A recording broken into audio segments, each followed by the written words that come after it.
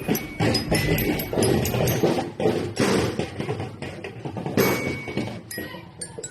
magulang, mga kapwa kalahok, mga bisita at sa ating mga hurado.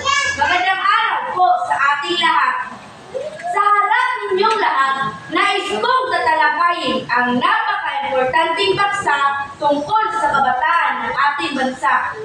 Ang tema natin ngayon ay galing at talino ng batang makabansa, gabay tungo sa matatag na adikha. Sa aking kapwa batang Pilipino, bago ako mag-umpisa, mayroon lamang akong isang katanungan.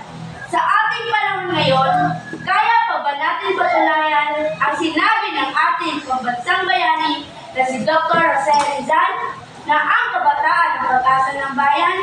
May maasahan pa kaya ang Pilipinas atin? Huwag naman tayong paansin. Kung saan